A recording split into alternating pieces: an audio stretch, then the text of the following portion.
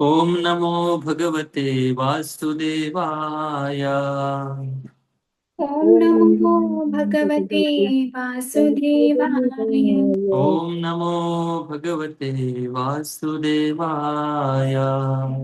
ॐ नमो भगवते वासुदेवाय। ओम नमो भगवते वासुदेवाय।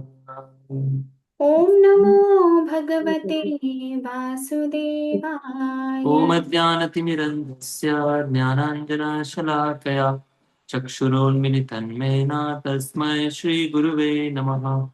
नमो विष्णुपादाय कृष्णपृष्ठाय भूतले श्रीमते भक्तिवेदान्त स्वामिनिति नामिने।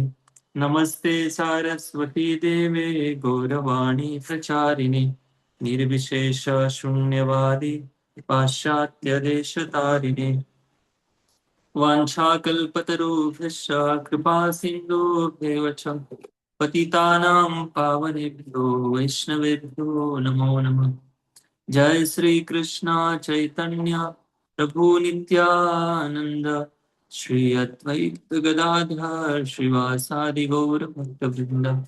हरे कृष्णा कृष्णा कृष्णा हरे हरे, हरे राम राम राम हरे हरे। हरे कृष्णा सभी भक्तों का स्वागत है आज के ऑनलाइन श्रीमद् भागवतम क्लास में। हम श्रीमद् भागवतम के प्रथम स्कंद के 8वें अध्याय का शीर्षक है कुंती महारानी की प्रार्थना तथा राजा परीक्षित महाराज की रक्षा। इस अध्याय में हम श्लोक संख्या 27 तक चर्चा कर चुके हैं। आज की क्लास से हम 28 नंबर श्लोक से चर्चा आगे बढ़ेंगे। तो पिछले क्लास में हमने चर्चा किया था कि किस प्रकार से कुंती महारानी भगवान को अपना भाव जो है वो व्यक्त कर रहे हैं। और केवल कुंती महारानी भावनिक स्तर पर प्रार्थना नहीं कर रही, बल्कि बहुत गहरा आध्यात्मिक ज्ञान जो है इस प्रार्थना में छिपा हुआ है। और काफी तात्विक रूप से भी कुंती महारानी प्रार्थना कर रहे हैं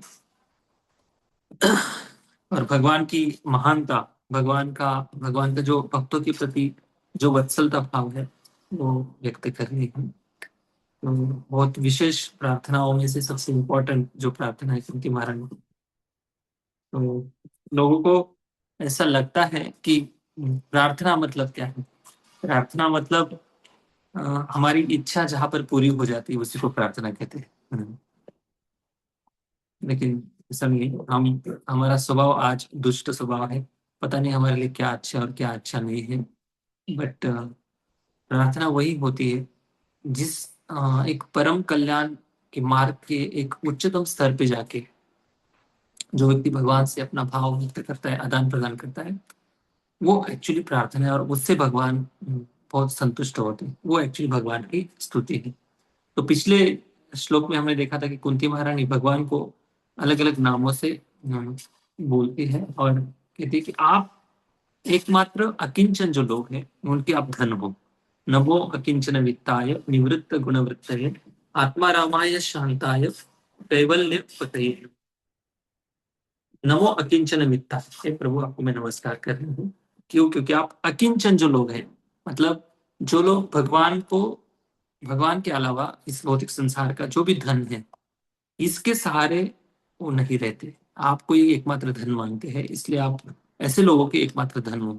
निवृत्त गुणवृत्त है, आप 3 गुणों से परे हो और गुणों की जो वृत्तियां है उससे परे हो, आत्माराम हो और कैवल्य प्रत्यय मुक्ति प्रदान करने वाले एकमात्र आप ही ईश्वर हो।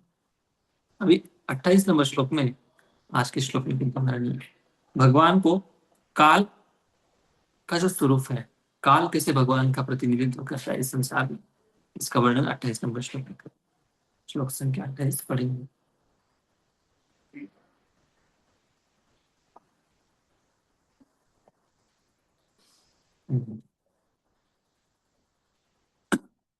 मन्ये त्वां कालमीशानाम् मन्ये त्वां कालमीशानाम् अनादिनिधनं विभुम् अनाधिनिधनं विभुम् समं चरन्तं सर्वत्र समं चरन्तमं सर्वत्र भूतानां यन्मिथा कलिः। भूतानां यन्मिथा कली। हाँ, बड़ा सुंदर श्लोक है, देखिए। मन्ये त्वाम कालम ईशाना। मैं ऐसे मानती हूँ आपको। कौन बोल रहा है? कुंती महारानी कह रही है कि मैं ऐसे मानती हूँ। अभी केवल मानना नहीं है, कुंती महारानी यहाँ पर जो बोल रही है, खुद अपने आंखों से उन्होंने देखा है भगवान की जो काल शक्ति है किस प्रकार से इस जगत पर नियंत्रण करती है। ये खुद अपने आंखों से उन्होंने देखा है। कौन से प्रसंग में देखा है, किसी को याद है?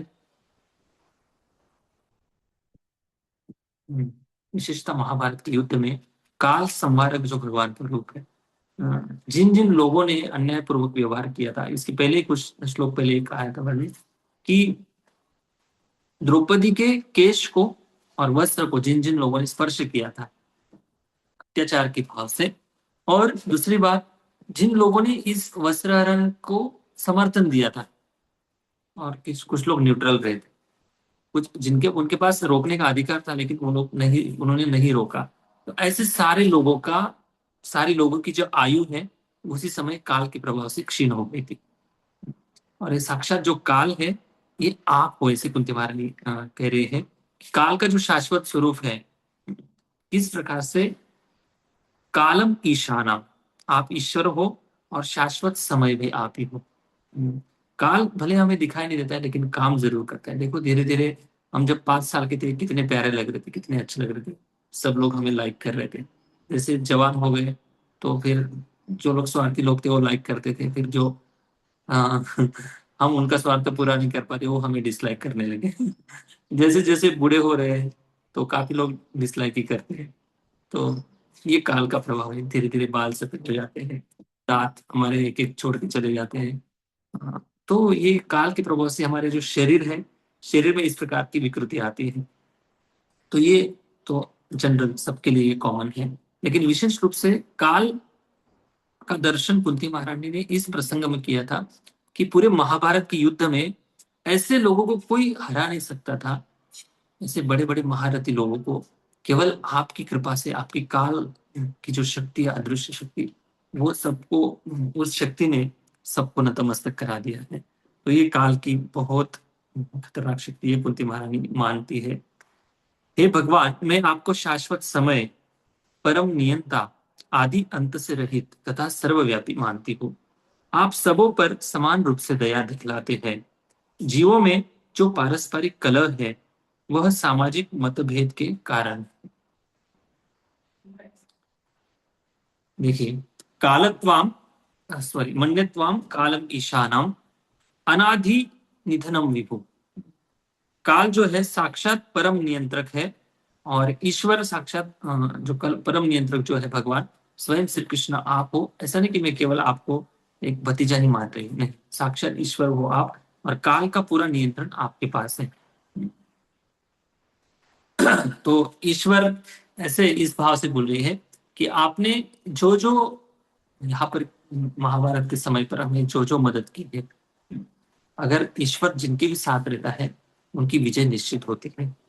भले तकलीफ थोड़ी हो सकती है लेकिन विजय उन्हीं की होती है। अनादि निधनम विभुम, अगली श्लोक में बताती है कि अनादि, आप अनादि काल से हो। ऐसा नहीं कि अभी आप जन्मे हो हमारे सामने और फिर आप चले जाएंगे भगवत धाम, इतना ही समय आपका है, ऐसा नहीं।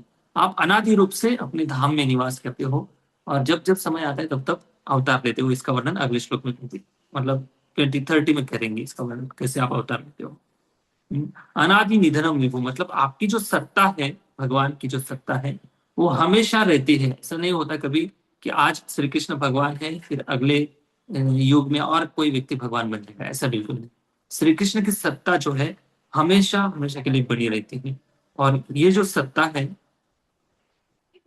भगवान कोई अहंकार के रूप में सत्ता नहीं स्थापित करते हैं, बल्कि ये सत्ता के वो शाश्वत अधिकारी है भगवान। भगवान सबका हित चाहते हैं, और सभी जीवों का हित तब है जब वो दास रूप में रहेंगे, भगवान को स्वामी के रूप में स्वीकार करेंगे, तब जाकर उनका परम कल्याण होगा। आगे बताते हैं, देखो अभी पिछले श्लोक की एक शब्द कनेक्ट करूंगा। पिछले श्लोक में बताया था निवृत्त गुणवृत्त, बहुत इंपॉर्टेंट शब्द है। निवृत्त मतलब निवृत्त, जिस चीज से निवृत्त होना, जैसे रिटायर्ड होते कोई लोग।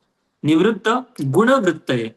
इस भौतिक संसार में जो तीन गुण है, तमोगुण, रजोगुण और सत्वगुण, इनकी जो वृत्तियां हैं जीवात्माओं के अंदर अक्सर दिखाई देती है। कौन कौन सी वृत्तियों की चर्चा की थी हमने, किसी को याद है? गुणों की कौन कौन सी वृत्तियां हैं? क्रोधित होना, भूख लगना, प्यास लगना, इरिटेट होना, लाइक करना, डिसलाइक करना, पसंद करना, ये सब सारी जो चीजें है ना, गुणों के प्रभाव से। कभी आलसी बन जाना, कभी बहुत ज्यादा उत्साही बनना, कभी अपने आप को शांत महसूस करना। तो, तो ये जो वृत्तियां हैं, ये गुणों के प्रभाव के कारण जीवात्माओं के अंदर दिखाई देती है। तो निवृत्त गुण वृत्त, इन गुणों की जो वृत्तियां हैं, इससे आप परे हो, भगवान भगवान को बोल रहे हैं। लेकिन जो लोग निवृत्त गुण वृत्त नहीं है, वो लोग देखिए आपको क्या मानेंगे। वैसा कुंती महारानी बताती कि अक्सर समम चरंतम सर्वत्र, प्रभु आप भले काल हो, ईश्वर हो, आपकी सत्ता हमेशा के लिए बनी रहती है, और विभु हो, आप सर्वव्यापी हो। इसके साथ साथ आप समम चरंतम सर्वत्रम, सारे जीवों के प्रति आपका समभाव रहता है। सारे जीवों के प्रति आप समान रूप से व्यवहार करते हैं। ये ईश्वर का वर्णन कर रही कुंती महारानी। अगर भगवत गीता ध्यान से देखेंगे तो भगवान परमात्मा जो है, बड़े सुंदर तरीके से इस दुनिया को चलाते हैं। ना किसी का भेद करते हैं, ना किसी को पारितोषिक देते हैं, ना कोई उनको प्रिय है ना कोई अप्रिय है। भगवान समान रूप से सारे जीवों से व्यवहार करते हैं। तो वही भाव यहाँ पर, समम चरंतम सर्वत्रम। सम मतलब समान रूप से सभी के प्रति आप दया रखते हो, मतलब सबको खाने पीने के लिए देते हो, बेसिक सुख सुविधा जो है सारे जीवों के लिए देते हो।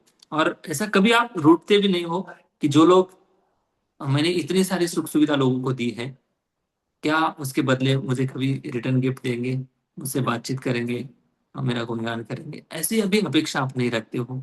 इसलिए आप अव्ययी हो। अगले 3-4 श्लोक पहले बताया था, आप अव्ययी भी हो। इसलिए आप ऐसे जो ईश्वर तत्व है भगवान का, यहाँ पर स्थापित कर रही है समम चरंतम सर्वत्र, सभी जीवों के प्रति आपका समभाव रहता है। लेकिन अब ये तो हो गया समम चरण सर्वोच्च परमात्मा का वर्णन हो रहा है।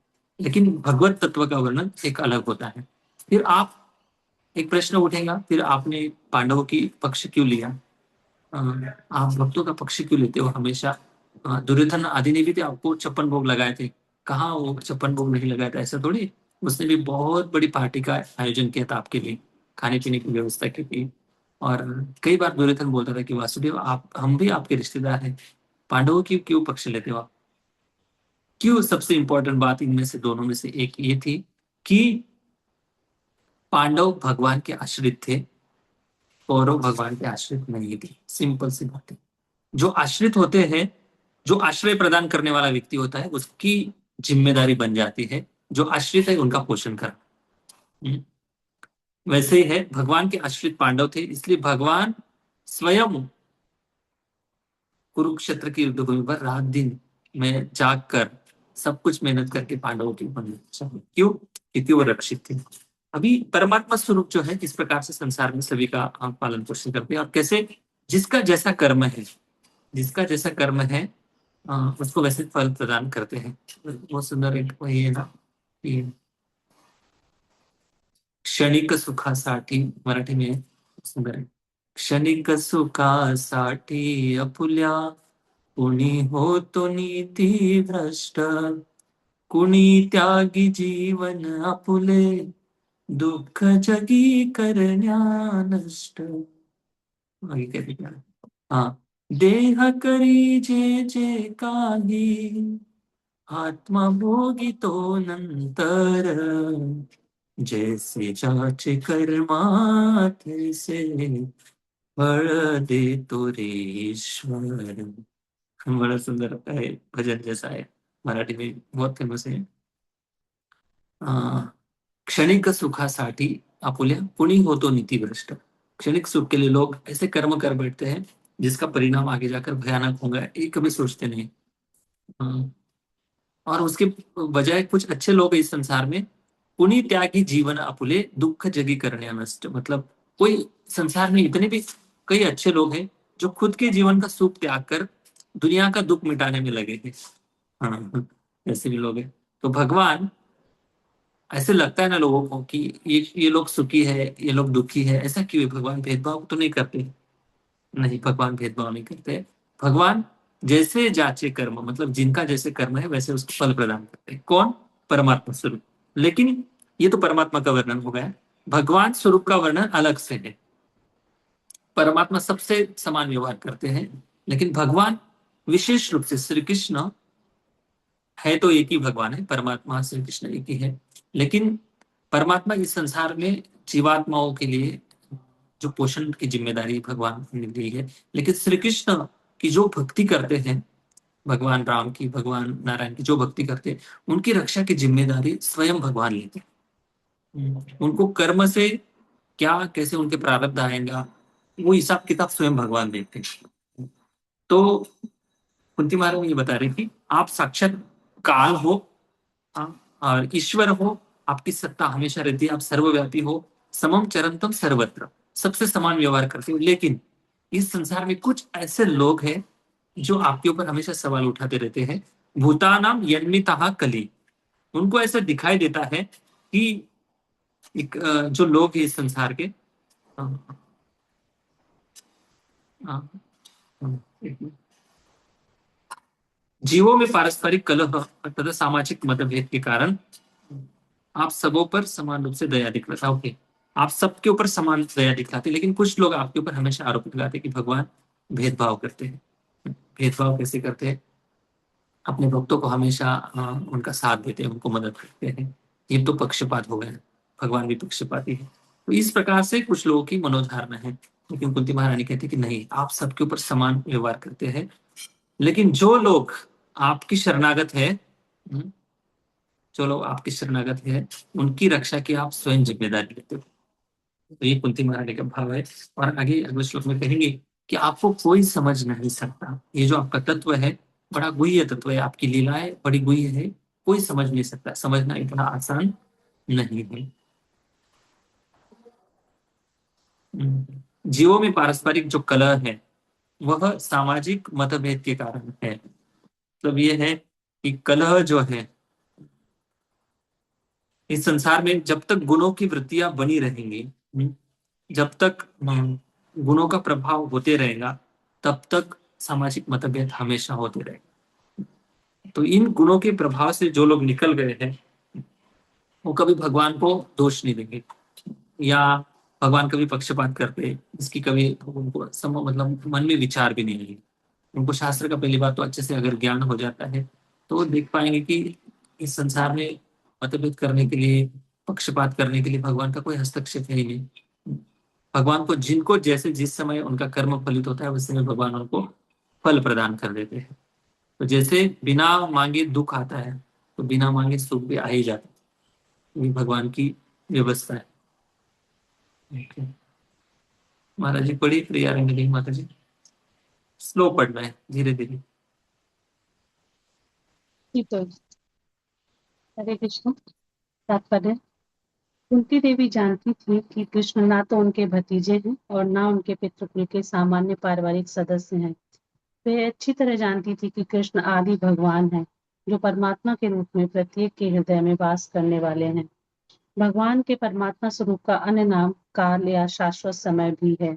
ये काल हमारे सारे अच्छे तथा बुरे दोनों प्रकार के कर्मों का साक्षी है और इस प्रकार उनके द्वारा ही कर्म फल निर्धारित होते हैं। ये कहने से कोई लाभ नहीं कि पता नहीं हम क्यों दुख भोग रहे हैं। हम उन दुष्कर्मों को भूल सकते हैं जिनके कारण हमें इस समय कष्ट उठाना पड़ रहा है, लेकिन हमें स्मरण रखना चाहिए कि परमात्मा हमारे नित्य संगी हैं, अतः वे भूत, वर्तमान तथा भविष्य सब कुछ जानते हैं।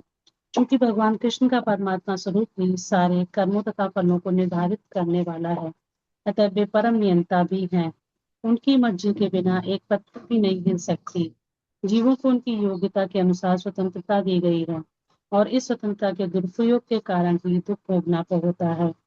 भगवत भगवत भक्त इस स्वतंत्रता का दुरुपयोग नहीं करते, अतः वे भगवान की अच्छी संतानें हैं। अन्य लोग जो स्वतंत्रता का दुरुपयोग करते हैं, सनातन काल तक कष्ट को प्राप्त होते हैं। काल ही बद्ध जीवों को सुख तथा दुख दोनों प्रदान करता है। ये सब काल द्वारा पूर्व निर्धारित है। जिस प्रकार हमारे न देखिए, बहुत चाहने पर सूक्ष्म बातें बता रहे प्रभुपाद जी कि पहली बात तो एक स्वतंत्रता है, जीवात्माओं को फ्रीडम दिया गया है स्वतंत्र रूप से, कोई यूज अच्छा भी कर सकता है, बुरा भी कर सकता है। लेकिन अगर स्वतंत्रता मतलब क्या, कि लोगों को चाहिए कि हमें कोई शास्त्र की मर्यादा नहीं चाहिए, शास्त्र के कोई विधि विधान का पालन नहीं करना है, अपने मन गढ़ंत तरीके से जीना है। तो ये जो फ्रीडम है, ये जो स्वतंत्रता है, उनको हमेशा के लिए इस भौतिक संसार में बांध कर रखती है। उसके बजाय अगर कुछ नियामक तत्व जीवन में पालन करेंगे तो हमेशा के लिए इस भौतिक बंधन से मुक्त हो जाएंगे। मतलब असली स्वतंत्रता किसमें है, अगर बच्चा, छोटा बच्चा है और उनका घर रास्ते के किनारे ही है, तो घर को कंपाउंड लगाया है, लेकिन बच्चा चाहता है कि मैं रास्ते पर खेलने जाऊं, क्या उसके लिए सेफ है? नहीं। अगर अंदर रहेगा तो वो सेफ रहेगा। तो वही वही बात है, भगवान के जो दिए हुए जो निर्देश है शास्त्र में, उसको अगर थोड़ी सी कठिनाइयां होंगी पालन करने में, अगर कर लेंगे तो एक धीरे धीरे आदत बन जाएंगे, तो वही आनंद का अनुभव करेगा व्यक्ति, तो हमेशा के लिए इस बंधन से मुक्त हो जाए। और नेक्स्ट, पढ़ूं रुक जाए। हाँ, जिस प्रकार हमारे ना चाहने पर भी दुख आ जाते हैं, उसी प्रकार बिना मांगे सुख भी मिल सकता है, क्योंकि सुख दुख काल द्वारा पूर्व निर्धारित होते हैं। अतः भगवान का काल महत्वपूर्ण काल बहुत महत्वपूर्ण है। देखिए, टाइम जो है ना, टाइम इतना सटीक काम करता है, कोई इधर ये नहीं होता है, क्या बोलते हैं उसको, आगे कुछ हाँ, या मतलब भगवान को कुछ फुसला कर ये सब ये नहीं चल रहा है संसार में। टाइम, सही टाइम पे उसी समय पर उस व्यक्ति को उसका फल मिलता है, भले अच्छा हो तो अच्छा फल दिया जाएगा, बुरा है तो बुरा फल दिया जाएगा। तो ये भगवान की जो एकदम परफेक्ट योजना है ना, वो सही तरीके से काम करती है। तो कितने ऐसे लोग हैं जिनके पास अरबों करोड़ों रुपए है, वो अपना जीवन एक मिनट के लिए भी नहीं बढ़ा सकते। तो ऐसे कई संसार में उदाहरण दे सकते हैं, जो काल किस प्रकार से काम करता है। काल की शक्ति बहुत पावरफुल है। यस। अतः भगवान का ना तो कोई मित्र है ना शत्रु। प्रत्येक व्यक्ति अपने ही भाग्य फल का सुख दुख भोग रहा है। ये भाग्य जीवों द्वारा सामाजिक संघर्ष करते हुए निर्मित होता है। यहाँ प्रत्येक व्यक्ति प्रकृति पर प्रभुत्व जताना चाहता है। अतः प्रत्येक व्यक्ति भगवान की अध्यक्षता में अपना भाग्य बनाता है। क्योंकि भगवान सर्वव्यापी हैं, अतः वे हर एक के कर्मों को देख सकते हैं। और चूंकि भगवान का कोई आदि अंत नहीं है, अतः वे शाश्वत समय अर्थात काल भी कहलाते हैं। हरे कृष्ण प्रभु जी। तो इस प्रकार से परमात्मा रूप में भगवान सबको अपने भाग्य के अनुसार सुख दुख रूपी फल प्रदान करते हैं। ये परमात्मा का वर्णन हो गया। लेकिन परमात्मा तो सबसे समान व्यवहार करते हैं, लेकिन भगवान श्री कृष्ण जो है अपने भक्तों की रक्षा के लिए खुद जिम्मेदारी उठाते हैं। जैसे उदाहरण के रूप में यहाँ पर कुंती महारानी अनुभव कर रही कि मन्यत्व मेरा मत है। क्या अनुभव है कुंती महारानी के जीवन में, कि कुंती महारानी ने स्वयं देखा है कि जिन लोगों ने शास्त्र के विरुद्ध आचरण करते हुए वैष्णव अपराध किए, विशेषतः द्रौपदी के, उनको आपकी काल शक्ति ने छोड़ा नहीं। 18 दिन में, केवल 18 दिन में पूरा ब्लैक एंड व्हाइट हो गए, या व्हाइट व्हाइट का ब्लैक हो गए, जो भी, मतलब पूरा पन्ना पलटी हो गया। ये किसी ने सोचा भी नहीं था कि इतनी एक हाथी सत्ता बोलते उसको, वन हैंड, सब कुछ उनके हाथ में था, कौरव के हाथ में, और इतनी सब कुछ व्यवस्था होते हुए पूरा पलटी हो गया। केवल 18 दिन लगे। 18 दिन में तो फाइनल निर्णय हुआ, वो बात अलग है। उसके पहले ही, कुछ दिन पहले ही एक एक ऐसे गिरते जा रहे थे बड़े बड़े रथी महारथी। तो ये कुंती महारानी का मत है कि आपकी जो काल शक्ति बहुत पावरफुल है। जिन्होंने ऐसे बोल नहीं रहे कि मेरी बहू के प्रति अपराध किया, लेकिन काल शक्ति ने जरूर काम किया है। इसके पहले कुछ श्लोकों में बताया गया था, जिन्होंने द्रौपदी के वस्त्र हरण के समय केश दुशासन ने पकड़े थे, वस्त्र पकड़े थे, और जिन लोगों ने अनुमोदन किया, जिन लोगों ने कोई प्रतिक्रिया नहीं दी, वो भी काल की चपेट में आ गए और उनको भी काल ने छोड़ा। भले भगवत गीता में बताया जाता है ना कि महानुभाव, जो महानुभाव है, द्रोणाचार्य, भीष्म पितामह जैसे बड़े बड़े महानुभाव है, ये महानुभाव भी अगर ऐसे लोगों को समर्थन करते हैं, मदद कर रहे हैं, या रोक नहीं पा रहे हो, तो ऐसे महानुभाव को भी तकलीफ होती है, जिनके हाथ में अधिकार है और वो चुप बैठे हैं। उनको भी तकलीफ होती है, भगवान ने दिखा दिया। तो ये काल शक्ति है इस प्रकार से। नेक्स्ट 29 नंबर श्लोक। हाँ।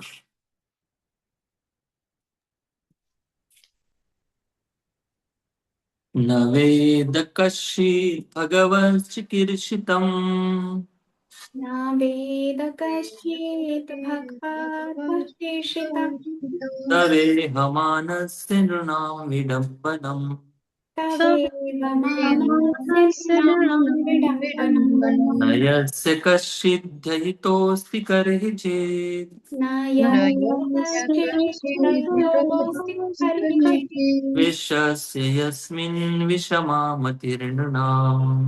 द्वेषस्य यस्मिन् विषमति तृणा न वेद कश्चित् भगवत चिकीर्षितम्। अभी कुंती महारानी ये बता रही कि लोग सोचते हैं आपके बारे में कि आप पक्षपाती हो, आप विषमता से व्यवहार करते हो, समता से सबसे व्यवहार नहीं करते हैं। हाँ, लेकिन कुछ लोग मानते हैं कि आप सबसे समान व्यवहार कर रहे हो। लेकिन ये जो झगड़ा है अनादिकाल से चलते आ रहा है, कौन सॉल्व करेगा? हाँ, नहीं सॉल्व करते लोग इसका। अभी तक सॉल्यूशन निकला ही नहीं। कुछ लोगों की मान्यता है कि भगवान ऐसे पक्षपात हमेशा करते रहते हैं। वास्तविक रूप से आप समता हो, समान व्यवहार करते हैं, लेकिन लोग समझते नहीं है। क्यों समझते नहीं है? कि उनको समझना ही नहीं है, किसी की बात समझदारी से लेनी नहीं है। तो क्यों ऐसा होता है? गुण की वृत्ति से वो बंधे गए हैं। गुण की वृत्ति से वो निकल ही नहीं पाते, तो क्या ही समझेंगे आध्यात्मिक ज्ञान। इसलिए कुंती महारानी कहती है कि न वेद, न मतलब नहीं, वेद मतलब जानना। आपको लोग नहीं जान पाते। आपकी जो विशेषता, कश्चित भगवत की चिकीर्षितम, चिकीर्षितम मतलब आपकी जो लीलाएं हैं विशेष रूप से, ये लीला कोई मनुष्य जान नहीं पाता। तवे अमानस से नृणाम विडम्बन। आपकी जो लीला है प्रभु, हाँ, सांसारिक व्यक्तियों की भांति भले आप दिखाई देते हो। प्रपंचो निष्प्रपंचोपि विडम्बयसि भूतले, ये भागवतों की 11वें स्कंद में श्लोक है। प्रपंच, आप निष्प्रपंच हो, मतलब आपके लिए ये स्त्री पुरुष जैसा प्रापंचिक जो जीवन है आपके लिए नहीं है, आप इससे पूरी तरह से परे हो। फिर भी आप मनुष्य सदृश लीला करते इस संसार में, और लोगों को यद्यत आचरति श्रेष्ठ तत्तदेव इतरो जनाः, लोगों को सिखाते कि एक गृहस्थ जीवन में रहकर भी भगवत प्राप्ति कैसे की जा सकती है। इसका आप उदाहरण प्रस्तुत करते हो। तो इस प्रकार की जो लीला है, मानव सदृश लीला देखकर लोग आश्चर्यचकित हो जाते हैं। विडम्बनम मतलब आश्चर्य या भ्रामक, भ्रम में पड़ जाते हैं कि कैसे ये भगवान है। अगर भगवान होते तो फिर ऐसे सामान्य मनुष्य जैसे गृहस्थ जीवन जीते। तो ये जो भगवान की लीला है, ये समझना किनके लिए कठिन है? गुण की वृत्ति से अभी तक वो निवृत्त नहीं हुए हैं, जिनके रजोगुण, तमोगुण और सत्वगुण तीनों का प्रभाव है। ऐसा नहीं कि सत्वगुण ही लोग भगवान को जान लेते, नहीं, सत्वगुण में भी शुद्धता नहीं है। सत्वगुणी लोग भी भ्रमित हो जाते हैं। सबसे बड़ा उदाहरण है ब्रह्मा जी। पूरा शरीर बुद्धि तत्व से बना है। ब्रह्मा जी भी अपने अपने खुद के प्रयास से भगवान को नहीं समझ पाए, इंद्र भी नहीं समझ पाए। तो क्या ही इस संसार के लोग जो गुण के वृत्तियों में पड़े हैं, खाने पीने की वृत्तियों में पड़े हैं, सोना और इंद्रिय विषयों के विषय में पड़े हुए हैं, ये लोग क्या ही कितना भी तर्क देंगे, आपको पक्षपात बोले, पक्षपाती बोले, आप भेदभाव करते हो ऐसे बोले, कुछ भी बोल दो, क्या ही वो आपका तत्व समझ पाएंगे? नहीं समझ पाएंगे। क्यों? क्योंकि उनकी योग्यता नहीं है। वो हमेशा आपके बारे में तर्क वितर्क देते रहते हैं और भ्रम में पड़े रहते हैं। कितने ऐसे लोग हैं देखिए ना इस संसार में, कि भगवान की लीला को देखकर कुछ भगवान की अवतार को स्वीकार करते नहीं। उनको लगता है कि हाँ, राम भगवान बहुत अच्छे हैं, लेकिन कृष्ण हमें बिल्कुल पसंद नहीं। तो क्या ऐसे लोगों को क्या कहेंगे? तो अच्छा है, राम की पूजा करो। नहीं नहीं, फिर राम में भी दोष देखेंगे। और लक्ष्मण ने क्या किया? शूर्पणखा का नाक कान काट दिया। क्या ये गलत नहीं है? वो तो एक स्त्री है, क्षत्रियों के सहारे आई थी। क्षत्रियों को अगर कोई स्त्री प्रपोज करती तो उसको स्वीकार करना चाहिए। कई विवाद करने वाले लोग हैं। जो भगवान वामन देव बनकर आए, बलि महाराज को, बलि महाराज इतने शरणागत थे, फिर भी उनको तीनों लोग का राज्य उनका निकाल लिया। तो ये जो तर्क वितर्क है ना, बहुत करते लोग। तो ऐसा क्यों होता है? उनको गुणों की वृत्तियों में पड़े हैं, भक्ति नहीं है। सबसे इंपॉर्टेंट बात है, भक्ति नहीं है हृदय में। और भक्ति ऐसा नहीं कि ब्रह्मा जी के हृदय में भक्ति नहीं थी, इंद्र के हृदय में भक्ति नहीं थी। देखो, भगवान इन बड़े बड़े महात्माओं के माध्यम से हमें सिखाते हैं कि भले हम कितने भी बड़ी पद पर चले गए, विशुद्ध सत्वगुण में भी चले गए, लेकिन अगर हम खुद के प्रयास से, खुद की बुद्धि से, खुद की अनुभव से अगर भगवान को जानना चाहते हैं तो ये कभी संभव नहीं है। हमें लगता है कि भगवान मतलब ऐसे है, कुछ क्षण में भगवान की जो लीला है, भगवान का जो रस का आदान प्रदान करने का तरीका है, वो बदल जाता है। तो जो भक्ति के लेवल पर है, भक्ति विनम्रता के साथ चलती है। जिनके हृदय में नम्रता है, वो भक्ति उनकी वहन होते होते आगे बढ़ती है। तो इसलिए जो हम्बल है, जो नम्र है, गुरु आज्ञा परंपरा का शुद्ध तत्व ज्ञान पालन करते समझते हैं, ऐसे लोग भगवान को पूरा समझते हैं, ऐसा नहीं, लेकिन भगवान की लीला में वो तर्क वितर्क नहीं करते। भगवान को कभी आरोपित नहीं करते कि भगवान आप ऐसे ही क्यों हो, ऐसा ही क्यों करते हो, नहीं। भगवान की एक लीला के माध्यम से भगवान कई अलग अलग लीला, अलग अलग शिक्षाएं प्रदान करना चाहते हैं। भगवान में कभी दोष नहीं हो सकता। दोष हम जैसे लोगों में हो सकते हैं। हम 4 दोषों में पड़े हैं, भगवान अपौरुष है, पूरी तरह से इस संसार से परे है, 3 गुणों की प्रवृत्ति से परे है। इसलिए कुंती महारानी बताती कि नवेद कश्चिन भगवत चिकीर्षितम, आपकी जो लीला है प्रभु, मानव सदृश लीला, तवेह मानस्य नृणाम विडंबनम, विडंबनम आश्चर्यचकित करती है, भ्रम में डालती है। किसको भ्रम में डालती है? जो गुणों के प्रभाव में। लेकिन जिनके हृदय में भक्ति है, विनम्रता है, शास्त्र वचन पालन करने की बुद्धि है, ऐसे लोगों के लिए आप आसानी से उनके हृदय में प्रकट हो जाते हो, उनसे आदान प्रदान करते हो। इसलिए सबसे बड़े इस कलयुग के इतने बड़े विद्वान थे, पंडित थे सार्वभौम भट्टाचार्य। श्री चैतन्य महाप्रभु ने सार्वभौम भट्टाचार्य को कैसे नम्र बना दिया। कितने नम्र, इतने बड़े बड़े बड़े सन्यासी सार्वभौम भट्टाचार्य के पास आकर पढ़ाई करते थे, शास्त्रों का, वेदों का अध्ययन करते थे, लेकिन महाप्रभु ने उनके अहंकार को तुरंत 0 0 0 कर दिया। और फिर सार्वभौम भट्टाचार्य लिखते हैं कि जैसे पूर्णिमा का जो चंद्र होता है, उसको देखकर लोमड़ी जैसे चिल्लाती है और उसको लगता है कि मैं बहुत सुंदर गायन कर रहा हूँ, वैसे मेरा शास्त्र पठन था, वैसे मेरा शास्त्र का अध्ययन और वैसे मेरे प्रवचन थे। लेकिन आज मैं समझ गया प्रभु, और आपकी कृपा है। आपकी कृपा नहीं होती तो मैं क्या ही समझ पाता आपके तत्व को और भक्ति को। इसलिए बुद्धि का काम ही नहीं भगवान को समझना। वेदों का कितना भी श्लोक पठन कर ले, अध्ययन कर ले, भक्ति नहीं है ना, भक्ति प्रदान करने वाले लोग अगर जीवन में नहीं, तो शास्त्र अध्ययन ये सब बोझा वहन करने के समान है। तो वही है, जो बड़े बड़े विद्वान लोग हैं जिनके हृदय में भक्ति नहीं, वो भी आपको नहीं समझ पाएंगे, और जो गुणों में पड़े हैं वो भी आपको समझ नहीं पाएंगे। तो आपको समझने के लिए, आपकी लीला समझने के लिए आपका भक्त बनना पड़ेगा।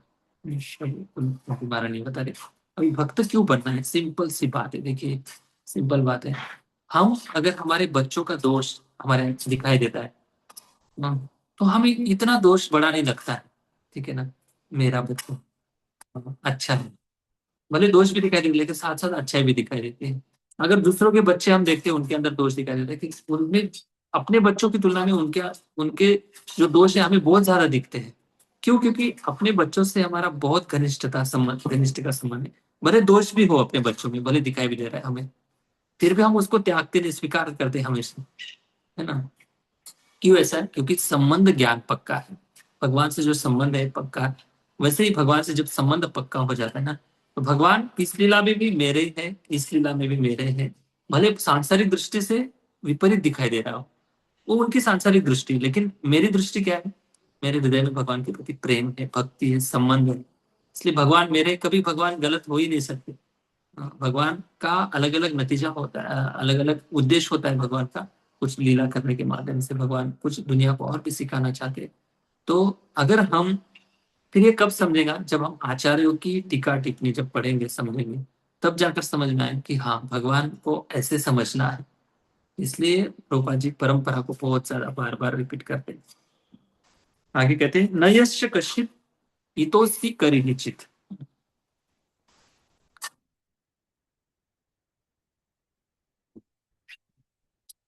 द्वेषश्च यस्मिन् विषमा मतिरनना, जिनकी मति भगवान की भक्ति से पूरी तरह से विपरीत है, ऐसे मनुष्य जो है आपको विषम मानते, पक्षपात मानते। एक्चुअली उनके कहने से थोड़ी ना आप पक्षपात हो जाते हैं।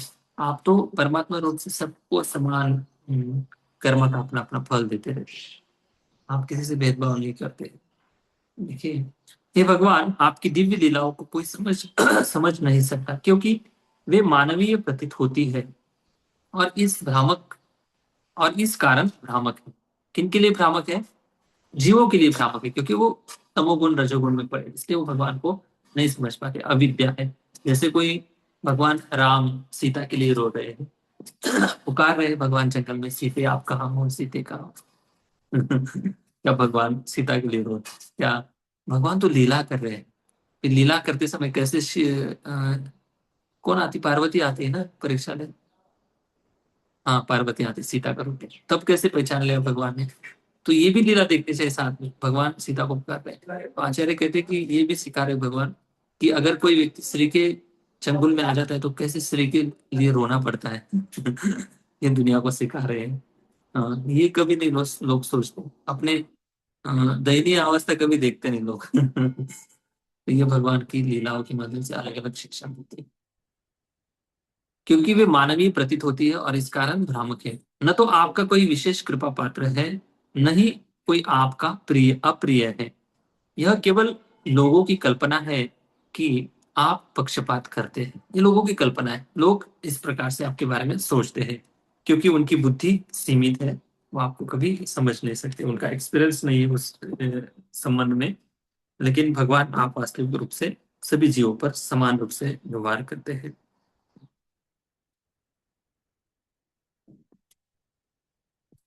कई ऐसी कहानी है भगवान को समझने के लिए। एक बहुत सुंदर श्लोक है, किसी को याद हो तो बता सकते हैं। जब भगवान श्री कृष्ण अ, मथुरा आते हैं, सबसे पहली बार मथुरा आते हैं, और सारे मथुरावासी जो है भगवान को, कृष्ण बलराम को जब देखते हैं, सबका अलग अलग अनुभव है। कोई भगवान को मित्र के रूप में देख रहा है, कोई प्रियकर के रूप में देख रहा है, कोई भगवान को वात्सल्य भाव से देख रहा है। और जो कंस और उनके जो मल्ल युद्ध करने वाले जो पहलवान थे चाणूर मुष्टिक, वो तो साक्षात कृष्ण को काल के रूप में देख रहे थे। वह कृष्ण वही है, लेकिन सबका देखने का जो नजरिया है अलग है। तो भगवान ये यथा माम प्रपद्यन्ते ताम सदैव भजाम्यहम्। जिसका जैसा भाव है भगवान उनके सामने वैसे प्रस्तुत होते हैं। ये भगवान का स्वभाव है। तो भगवान को जो जानना चाहते हैं भक्ति के माध्यम से, उनके लिए भगवान अपनी भक्ति का दरवाजा खोल देते हैं और उसको वेलकम करते हैं। तो यही बात है। जो तर्क वितर्क करते हैं, उनकी बुद्धि जितनी चलती है वहां तक वो आते, फिर स्टॉप हो जाते हैं, अपने आप स्टॉप हो जाते हैं, उनकी बुद्धि चलती ही नहीं, उनकी समझ में आता ही नहीं, घुसता ही नहीं। तो वो कैसे भक्ति के मार्ग में एंट्री करेंगे? भक्ति के मार्ग में एंट्री करने के लिए उनका ब्रेन वॉश करने वाला व्यक्ति चाहिए। जैसे श्री चैतन्य महाप्रभु ने सार्वभौम भट्टाचार्य के दिमाग में जो जो भी कंसेप्ट थे आध्यात्म और शास्त्र के बारे में, एक एक करके पूरा चकनाचूर कर दिया। वैसे ब्रेन वॉश करने वाले लोग जब मिलेंगे, तब ब्रेन जब वॉश हो जाएगा, तब जाकर भगवान की भक्ति में वो लोग प्रवेश कर सकते हैं। तो यही बात है। हाँ, जब मथुरा आते हैं भगवान, तब धोबी मिलता है जो जिसके पास बहुत सुंदर वस्त्र थे। तो धोबी को भगवान वस्त्र मांगते, क्या भगवान के पास वस्त्र नहीं? हाँ, लेकिन वो नहीं देता है वस्त्र। फिर आगे जाकर एक फूल की माला बनाने वाला व्यक्ति था, वो माला पहनाते, भगवान इतने प्रसन्न हो जाते उसके ऊपर। सुदामा नाम था उसका, उसके ऊपर बहुत प्रसन्न हो जाते। लेकिन चाहे तो वो व्यक्ति भगवान की सेवा कर सकता था, धोबी जो था, जो कपड़े ले जा रहा था, भगवान को वस्त्र दान करके वो अपना कल्याण कर सकता था, लेकिन नहीं दिया उसके वस्त्र। तो ऐसे भी लोग इस संसार में, उनके पास सब कुछ है लेकिन भगवान की सेवा करने की बुद्धि नहीं है। क्या है सब कुछ होके मतलब ये क्या है? क्या है, कितना ही इकट्ठा करेंगे, कितना स्टोर करेंगे, कितना क्या ही करेंगे? एक दिन तो काल इतना पावरफुल है, सब खींच के ले लेंगे। तो जब तक है संसार में हम, तब तक हमारे आत्मा का अगर कल्याण करना है, ये अशाश्वत चीजों से शाश्वत धाम की प्राप्ति हो सकती है। अगर सेवा में लगाएंगे तो कल्याण इस प्रकार से हो। जी माता जी, पढ़े। तो जी अनुवाद भी पढ़ना पड़ू। आप पढ़िए, पूरा पढ़िए अनुवाद। हे भगवान, आपकी दिव्य लीलाओं को कोई समझ नहीं सकता, क्योंकि वे मानवीय प्रतीत होती हैं और इस कारण भ्रामक हैं। ना तो आपका कोई विशेष कृपा पात्र है, ना ही कोई आपका अप्रिय है। यह केवल लोगों की कल्पना ही है कि आप पक्षपात करते हैं। तात्पर्य, पतित आत्माओं पर भगवान की कृपा समान रूप से वितरित होती है। वे किसी से शत्रुता नहीं रखते। भगवान को मनुष्य समझने की धारणा ही भ्रामक है। उनकी लीलाएं मनुष्य के ही सदृश प्रतीत होती हैं, लेकिन वास्तव में वे दिव्य होती हैं और किसी भौतिक कल्मश से सर्वथा रहित होती हैं। निसंदेह वे शुद्ध भक्तों का पक्षपात करने वाले माने जाते हैं, लेकिन वास्तव में वे कभी पक्षपात नहीं करते। जिस प्रकार की सूर्य किसी का पक्षपात नहीं करता, सूर्य की किरणों से कभी कभी पत्थर भी बहुमूल्य बन जाता है, जबकि एक अंधा व्यक्ति प्रचुर सूर्य प्रकाश में रहकर भी देख नहीं पाता। अंधकार तथा प्रकाश से दो विपरीत धारणाएं हैं, लेकिन इसका अर्थ यह नहीं होता कि सूर्य अपनी किरणों का वितरण करने में पक्षपात करता है। सूर्य की किरणें सबों के लिए प्राप्य हैं, लेकिन ग्रहणकर्ताओं की क्षमताएं भिन्न भिन्न हैं। मूर्ख लोग सोचते हैं कि देखिए, सूर्य का जो उदाहरण बहुत सिंपल और एकदम परफेक्ट है। सूर्य देव जो है सबके लिए समान प्रकाश देता है, और समान प्रकाश कभी भेदभाव नहीं करता। प्रकाश देते समय पत्थर पर भी समान प्रकाश है, पहाड़ पर भी समान प्रकाश है। लेकिन कुछ लोग बोलते ना कि हमारे ऊपर कृपा नहीं, भगवान की कृपा नहीं। आप भगवान की दृष्टि में जाओ, तब तो कृपा करेंगे भगवान। अगर घर में बैठेंगे, घर में गमला ट्राई करो, आप किसी गमले में एक पेड़ लगा दो, हाँ, और पेड़ लगाने के बाद उसको घर में ही रखो, वो बढ़ेगा ही नहीं, दिन पर दिन सूखते जाएगा। उसको भले पानी देते जाओ आप, जब तक सूर्य प्रकाश में नहीं रखेंगे तब तक वो हाइट उसकी बढ़ेगी नहीं, फलेगा नहीं, फूलेगा नहीं। वैसे ही है, भगवान की कृपा दृष्टि के लिए भगवान के सामने जाना पड़ेगा। ऐसे कई लोगों की मान्यता है कि भगवान सच में भेदभाव किए हैं, इनके साथ पॉलिटिक्स खेले हैं, उनके साथ ऐसे किए हैं। लेकिन भगवान भेदभाव, देखिए बहुत विशेष विषय, बहुत ये है, विशिष्ट है। भगवान भेदभाव करते मतलब क्या है? भेदभाव का अर्थ है, पक्षपात का अर्थ क्या होता है? देखिए, पक्षपात व्यक्ति किसी स्वार्थ के कारण करता है इस संसार में। उसको कुछ लगता है कि ये मेरे हैं, ये मुझे देंगे कुछ, इसलिए हम उनकी बाजू लेंगे, उनका सपोर्ट करेंगे, बाकी लोगों का नहीं करेंगे। वैसे भगवान नहीं। भगवान को किसी स्वार्थ का लेना देना नहीं। भगवान भले पक्षपात करते हुए बाहरी रूप से दिखाई देते हैं, लेकिन वो पक्षपात कैसा है भगवान का? जो भगवान की भक्ति करना चाहते हैं, जो भक्ति करते हैं, जो भगवान के ऊपर पूरी तरह से आश्रित है, तो भगवान उनकी रक्षा की जिम्मेदारी भी लेते हैं। तो इसको लोग पक्षपात मानते हैं। तो देखिए, अभी पांडवों को भगवान ने रक्षा प्रदान की, तो विभीषण को भगवान ने रक्षा प्रदान की। क्या भगवान, रावण अगर शरणागत हो जाता भगवान को, क्या भगवान रावण को रक्षा नहीं देते?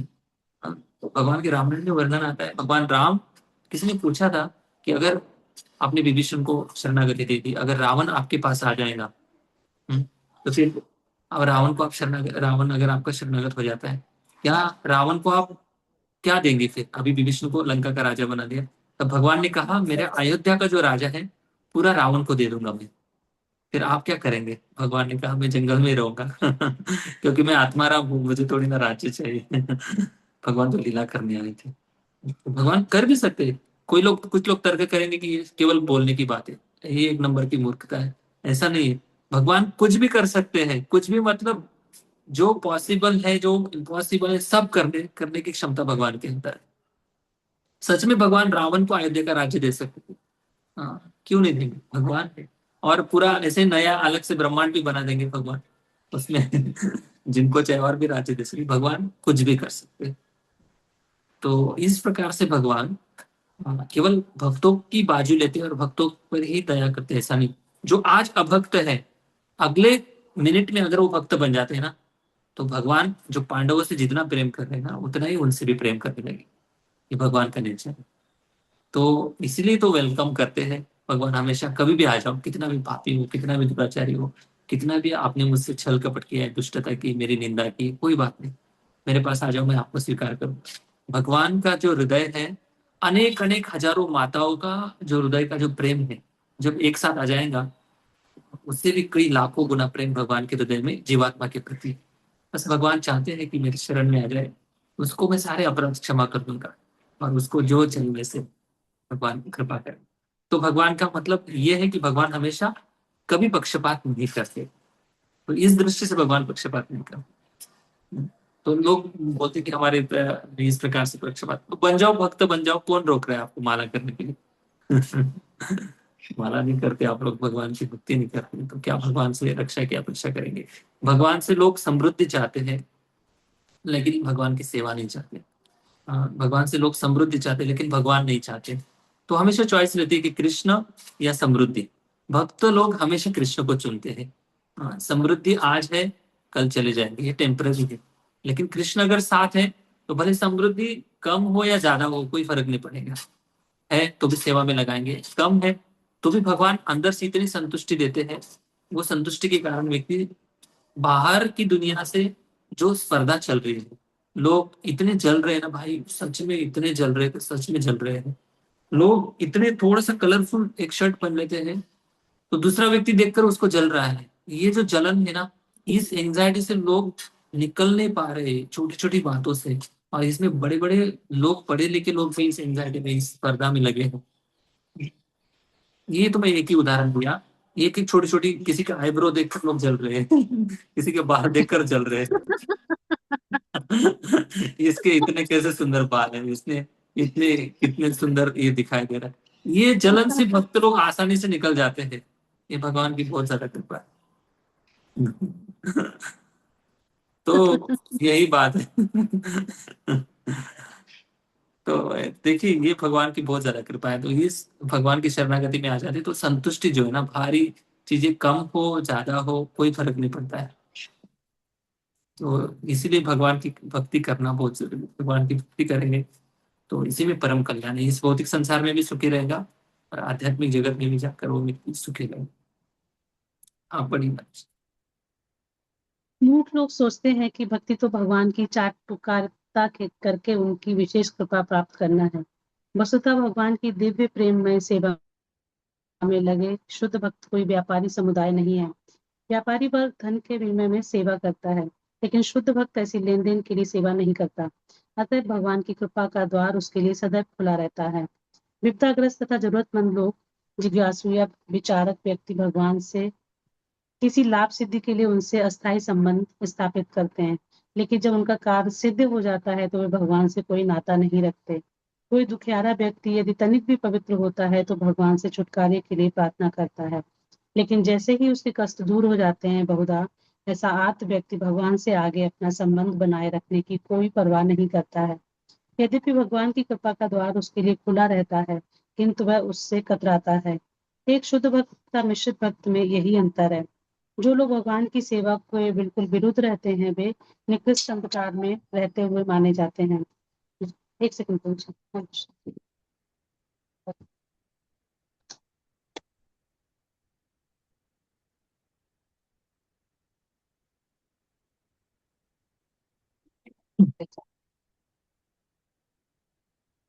जो लोग भगवान की सेवा के बिल्कुल विरुद्ध रहते हैं, वे निकृष्ट संस्कार में रहते हुए माने जाते हैं। जो आवश्यकता के समय भगवान से प्रार्थना करते हैं, वे कृपा के आंशिक पात्र हैं, और जो भगवान की सेवा में निरंतर लगे रहते हैं, वे भगवान के पूर्ण कृपा पात्र होते हैं।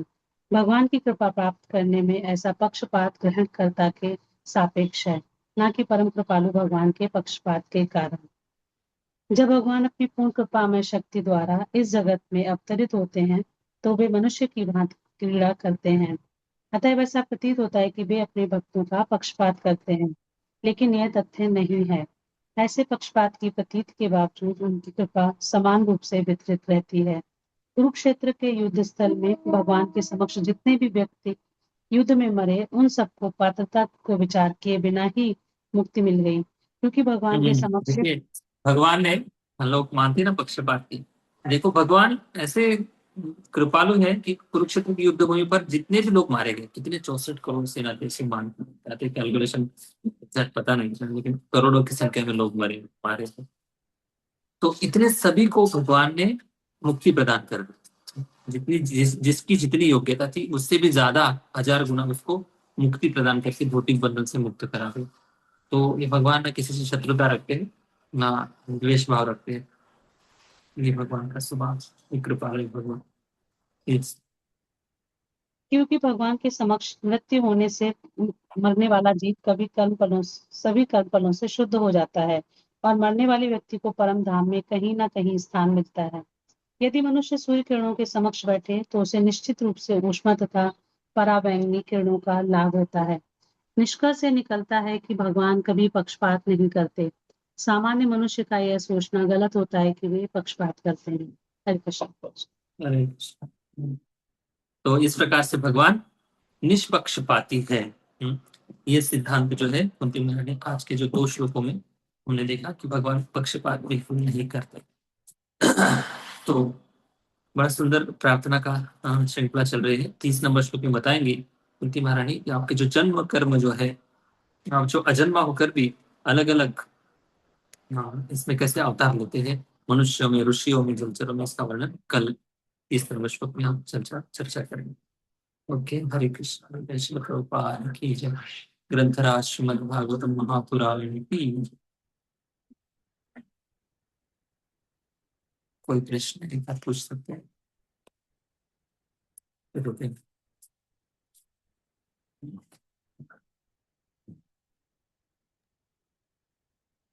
हरे कृष्ण प्रभु जी। हाँ, हरे कृष्ण हरे। हाँ प्रभु जी, ये जो कर्म का है, जैसे जो उसमें भक्ति शास्त्र में दिया है शायद ना, वो पूत, बीज, प्रारब्ध, अप्रारब्ध, अप्रारब्ध है ना, वो उनका एक बार ठीक से समझाएंगे क्या प्रभु जी? बहुत टाइम हो गया ढंग से एग्जैक्टली। कर्म के वो एक पड़ाव है अलग अलग, कैसे वो साइकिल, एक कर्म जब बनता है तो उसमें एक्चुअली दो मेरे पास नोट्स नहीं, मैंने अच्छे से उसको बहुत अच्छे से एक्सप्लेन करके नोट्स बनाए हैं। कभी इसका मैं क्लास लूंगा ना, वो जब टॉपिक संबंधित रिलेटेड आएगा उस समय अच्छे से मैं पढ़ाई करके आऊंगा। अभी बस जस्ट थोड़ा सा बता देता हूँ। बीजम, कूटम, अप्रारब्ध, प्रारब्ध, ऐसे साइकिल है। तो बीजम जो है अभी सुप्त इच्छा के रूप में हमारे हृदय में बैठा है बीज। अभी जब उसको क्रिया में लाएंगे, समझो बीज में जैसे पानी और हवा, जमीन जब मिल जाती तो बीज का रूपांतर एक छोटे से पौधे में हो जाता है। वैसे ही बीज रूप से सुप्त इच्छा हमारे अंदर है, और जब उसको पोषक वातावरण मिल जाता है तो एक फल, एक पौधा लग जाता है, तो एक कर्म का एक बन जाता है। फिर कुटम, फिर अप्रारब्ध। अप्रारब्ध मतलब उसका फल भविष्य में आने वाला है, कुछ दिन के बाद हो सकता है, कुछ महीने के बाद, कुछ साल के बाद, या कुछ जन्मों के बाद भी हो सकता है। अप्रारब्ध अभी तो जमा हो गए हैं एक स्टोर हाउस जैसे। और जब आगे स्टेप आती है प्रारब्ध। प्रा मतलब अभी, अभी आरब्ध मतलब आरंभ मतलब शुरुआत। प्रारब्ध अभी जो हमने शरीर मिला है, हम सुंदर है, काले है, गोरे है, जैसे भी है, ये प्रारब्ध है हमारा। मतलब पिछले कई जन्मों का जो कर्म का जो संचय था अभी फलीभूत हो गया है। अभी जो हम सुख दुख का अनुभव कर रहे हैं ये फलित हो गया, इसको प्रारब्ध कहते हैं। तो इस प्रारब्ध को इस प्रकार से समझा जाता है। और तीसरे और भी 3 टाइप से कर्म दिखाई देता है। एक तो क्रियमान, संचित और प्रारब्ध, इसे भी कहते हैं। क्रियमान मतलब अभी जो हम कर रहे हैं, जो क्रियमान, वही क्रियमान आगे जाकर संचित में जमा हो जाएगा। संचित के बाद फिर वो प्रारब्ध में आएगा। ऐसी श्रृंखला है, धीरे धीरे ऐसे होता है। लेकिन अभी जो भगवान की भक्ति कर रहे हैं उनको देखो कैसे कर्म का रिएक्शन नहीं लगता है। भगवान की अगर कोई नाम जप करता है, भगवान की भक्ति में अगर लग गया है, तो सबसे पहले उनका जो क्रियामान है वो स्टॉप हो गया है। कैसे स्टॉप हुआ है? उनके हाथों से जो भी पूर्व जीव अनेक जन्मों के जो संस्कार है उसके कारण अपने इंद्रियों से जो भी कर्म कर रहा था वो व्यक्ति, वो कर्म अभी बंद हो गए। मतलब अभी भगवान की भक्ति कर रहा है तो कर्म के रिएक्शन की बात ही नहीं है, क्योंकि अकर्म है ना। भक्ति मतलब अकर्म, इसमें रिएक्शन नहीं है। केवल आध्यात्मिक जगत में जाने के लिए उन्नति होती जा रही है। तो क्रियमान जो कर्म होने वाले वो स्टॉप हो गए, अभी सेवा चल रही है, हाथों से, मन से, शरीर से सेवा चल रही है। क्रियमान स्टॉप हो गए। संचित अभी अभी क्रियमान स्टॉप हो गए, मतलब अभी क्रियमान के बाद संचित में जाता है, वहां पर रास्ता बंद हो गया है। क्रियमान अभी संचित में नहीं जा रहा है। इस संचित में जो है वो भगवान की शरणागति से, भगवान के नाम जप से, जैसे धीरे धीरे नाम जब, शुद्ध नाम का अनुभव करेगा वो व्यक्ति। एक है अपराधयुक्त नाम, दूसरा नामाभास और शुद्ध नाम। नामाभास से धीरे धीरे शुद्ध नाम के स्तर पर जाएगा तो उसके जितने भी संचित है वो भगवान जला देंगे। भगवान उस कर्म का नाश कर देते हैं। कैसे? इसका प्रमाण क्या है बोलेंगे? ऐसे कैसे? ब्रह्मा जी ब्रह्म संहिता में कहते हैं कर्मानि निर्दहति किंतु च भक्ति भाजा। कर्म को नष्ट करने का सामर्थ्य केवल और केवल भक्ति में ही। ना ज्ञान योग ना तपस्या, वो भी जलाते हैं लेकिन उनका जो बहुत slowly काम चलता है, और भगवान की उनको अल्टीमेट शरणागति लेनी पड़ती है। तो केवल भक्ति मात्र करने मात्र से कर्म, संचित कर्म में हो जलेंगे।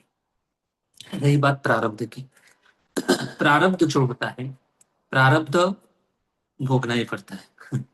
भले कुछ भी हो जाए, कुछ प्रारब्ध से फलित हो गए हैं, कुछ भगवान की कृपा से खत्म हो जाएंगे प्रारब्ध के फल।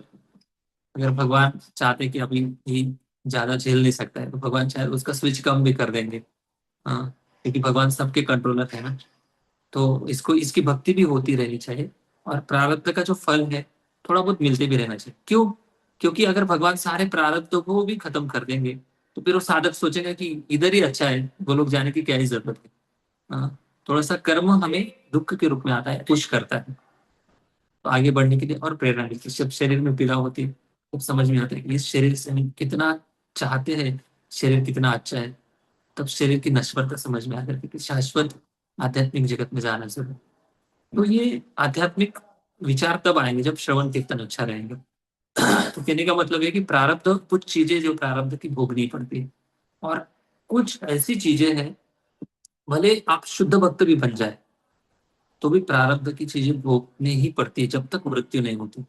उदाहरण के रूप में, अगर कोई अफ्रीकन बॉडी है किसी की, अफ्रीका से अफ्रीकन है और ब्लैक बॉडी है समझो, तो भले अभी इस जन्म में शुद्ध भक्त है लेकिन वो ब्लैक बॉडी जो है वो उनका प्रारब्ध था। जब तक उस शरीर में रहेंगे वो, तब तक उनको लोग अफ्रीकन की दृष्टि से ही देखेंगे। हाँ? एक जगह पर मैं किसी प्रोग्राम करने जा का आयोजन कर रहा था, और उसी समय हमारे इस्कॉन के बहुत बड़े सीनियर से आए थे। तो उस दिन उनका खाली था, तो उनको मैंने पूछा कि क्या इनको बुला सकते हैं अपने प्रोग्राम में? तो उन्होंने मना किया, नहीं हम लोग सब लोग, हम ब्राह्मण हैं, अफ्रीकन लोग हमको कैसे प्रवचन करेगा। वो तो लेक्चर रहते हैं, वो ये सिखाने पीने की आदत है, बोले नहीं वो मुझे, लेकिन डायरेक्टली उनके ऐसे में समझ में आ गया। तो ये है उनकी आइडेंटिटी जो है समाज में इस प्रकार से। इसका एक प्रमाण देखेंगे, हमने भागवतम में एक चर्चा किया था 1 नारद मुनि के चैप्टर में आता है। जब नारद मुनि अपने दासी पुत्र का जो शरीर था, जब वो त्यागते हैं, शरीर छोड़ते हैं, तब वहां पर एक श्लोक आता है, बहुत सुंदर श्लोक। इसमें कहते हैं कि अभी मेरे जितने भी प्रारब्ध थे, अभी मेरे सारे प्रारब्ध खत्म हुए। मतलब इसके पहले नारद मुनि अपने भक्ति की रियलाइजेशन बता रहे थे कि केवल भक्ति, भगवान की कथा श्रवण मात्र से मेरा हृदय शुद्ध हो गया, सारे पापों से मैं मुक्त हो गया, सारे कलमश से मैं मुक्त हो गया। ये सुना होगा आप सभी ने। लेकिन फिर प्रारब्ध कैसे बचा? प्रारब्ध ये बचा था, नारद मुनि अपना ये बता रहे थे अपना पूर्व जीवन का अनुभव, कि समाज में भले मैं भगवान की दृष्टि से शुद्ध भक्त बन गया हूँ, कोई बात नहीं, लेकिन समाज मुझे क्या देख रहा है? एक दासी का पुत्र है, ये समाज में आइडेंटिटी है ना। तो उस दृष्टि से देख रहे हैं, तो उस दृष्टि से, जिस दृष्टि से समाज देख रहा है, तो उसी स्तर पर लोग उनका आदर सम्मान भी करेंगे। है तो दासी का ही पुत्र है ना, भले भक्त बन गया हो, कोई बात नहीं। तो ये जो टैग है ना, ये प्रारब्ध के कारण मिला था।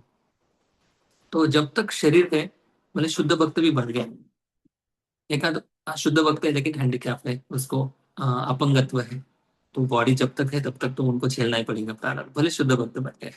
तो प्रारब्ध ऐसी चीजें हैं, कुछ चीजें भले शुद्ध भक्त भी बन जाए तभी तो झेलनी ही पड़ती। और दूसरी बात बताई गई थी, मैंने हरिपार्षद प्रभु के लेक्चर में सुना था, बहुत सुंदर बताया था प्रभु जी ने, कि बता रहे थे कि जब शुद्ध भक्त की कोई निंदा करता है बहुत खतरनाक है। जो प्रारब्ध के अच्छे और बुरे दो फल होते हैं ना, अच्छे फल जो होते हैं उनके रिश्तेदार को मिल जाते हैं, उनके भाई बहन संबंधी जो भी है उनके अच्छे, क्योंकि वो अच्छे प्रारब्ध का फल भोगना के लिए नहीं, अभी वो आध्यात्मिक मार्ग में चल रहा है, उनके अच्छे प्रारब्ध का फल उनके रिश्तेदारों को मिल जाता है। लेकिन उनके जो बुरे प्रारब्ध थे, बुरे प्रारब्ध कहा जाते हैं, ये कैसे खत्म होते नाम जब इससे उसी धीरे धीरे उनकी जैसे भक्ति बढ़ेगी। और उनको अगर कोई भाग्य से निंदा करने वाला व्यक्ति मिल गया तो फिर उनका बम्पर लॉटरी लग जाती है। उनको निंदा करने, इसलिए तुकाराम महाराज जी कहते हैं ना कि निंदकाचे घर असावे शेजारी। मतलब क्या है? तुकाराम महाराज जी कहते हैं कि निंदकाचे, जो निंदा करने वाला व्यक्ति ना, उसका जो घर है शेजारी, मतलब हमारे नेबर होने चाहिए। हमारी निंदा करने वाले। क्यों? क्योंकि ऐसे और कोई आचार्य कहते हो कि जैसे कोई गंदा मैला शरीर है, उसको साफ करना है, तो जो निंदा करने वाला व्यक्ति है ना, वैसे कर्म को ले जाता है, चाट कर ले जाता है। मतलब जो शुद्ध भक्त की निंदा करता है, भक्तों की निंदा करता है, उसको बुरे प्रारब्ध का जो फल है उसके माथे लग जाता है, उसको मिलता है फल। इसलिए महाप्रभु कहते हैं कि निंदा मत करो किसी की। बहुत चैतन्य चरितामृत चैतन्य भागवत कई बार रिपीटेडली ये बात है कि निंदा मत। निंदा से उनका बुरा जो कर्म फल है हमारे माथे पे लग। तो ऐसे कर्म की ऐसी श्रृंखला है, थोड़ी बहुत जितना ही हमें उतना बता दिया। थैंक यू प्रभु। और प्रभु जी जो प्रारब्ध होते हैं वो मतलब वो कर्म जो हमने किए हैं बट अभी वो बीज रूप में पड़े हुए हैं। तो जैसे जो भक्त हैं कहते हैं कि जैसे इस शरीर में जो प्रारब्ध जो हमारे कर्म फलीभूत हुए वो हमें भोगना पड़ता है, लेकिन अप्रारब्ध क्या करते हैं भक्तों के? हाँ, अप्रारब्ध मतलब अभी तक फलीभूत नहीं हुई ना वो। हाँ कुछ दिन के बाद फलीभूत होंगे, कुछ जन्मों के बाद हो सकते हैं। और नाम जप से वो संचित में आता है, वो खत्म हो जाए शरणागति से। नाम जप भगवान खत्म कर देंगे उसको, क्योंकि उसका फिर से जन्म नहीं लेना है ना। भगवान ही चाहते जन्म नहीं लेना, जो शरणागत हो जाते हैं। लेकिन इसके लिए उतनी लेवल की भक्ति भी चाहिए। केवल ऐसे ऊपर ऊपर भक्ति करके नहीं चलेंगे, बहुत उसको स्ट्रेंथ लगती है साधना करने के लिए। जितना एकाग्र होकर शरणागति लेकर विनम्र भाव से वैष्णव निंदा नहीं करनी, इस भाव से लेकर करेंगे तो परम कल्याण वास्तव में इसमें। हरि बोल। Thank you so much. Hare Krishna. प्रभु जी का हम धन्यवाद देंगे एक बार हरे कृष्ण मंत्र बोलकर बस। एक हरे कृष्णा हरे कृष्णा कृष्ण कृष्णा कृष्ण कृष्णा हरे हरे राम राम राम हरे हरे राम राम राम राम राम राम हरे हरे हरे। कृष्ण।